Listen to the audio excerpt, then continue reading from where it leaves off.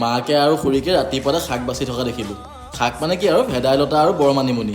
বদমাচি দিমাগটোত লগা আইডিয়া এটা আহি গ'ল। মানে কি ডায়েট ফ'ল' কৰিম বুলি মগু এগালমান আৰু বাদাম কেইটামান তিয়াই থৈছিলোঁ কালিয়ে। কিন্তু ভাল বস্তু খাবলৈনো ক'ত সময় থাকে মানুহৰ। আৰু এই সোপাটো দেখিলে মায়েতো বকিয়ে থাকিব। তো চান্সটো ময়ো ধুনীয়া পালোঁ। মাক ক'লোঁ মিক্সিত ময়ে মাৰি দিওঁগৈ দিয়া বুলি। তাৰ পৰা কি আৰু আস্তেকে ভেদাইলতা আৰু মানিমুনিখিনিৰ লগতে মগুখিনিও ব্লেণ্ড কৰি পেলালোঁ। পিছে পৰিমাণখিনি এগাল হোৱা দেখি মায়ে গম পাই গ'ল। তেতিয়া কৈ পালোঁ আৰু বাৰু একো নাই, পেটলৈ যাবই যেতিয়া এক্সট্ৰাকৈ যোৱাতকৈ একেলগে যাওকগৈ। পেষ্টখিনিত নিমখ, চাট মছলা আৰু ৰেড চিলি লগতে নেমু অকণমান চেপি পিনি মাক চমজাই দিলোঁ। ইয়াত পিছে মায়ে পিঠাগুড়ি অকণমান এড কৰিছিলে। আপোনালোকে কৰ্ণফ্ল'ৰ নহ'লে ময়দাও ইউজ কৰিব পাৰে। গাহৰি ভিডিঅ' দিলে চি বুলি কৈ থকা মহাশয় কিজনলৈ এইটো ভিডিঅ' আগবঢ়াই দিলোঁ দেই। এইখিনিকে বনাই মেলি খাব, পেটটো ভালে থাকিব। চচ অকণমান লগাই 4-5টা বৰ মাৰি ৰাতি ভাতটো খাবলৈ ময়ো পালোহি তাজহঁতৰ ঘৰ। মানে তাজৰ ভনীয়েকৰ বাৰ্থডে আছিলে।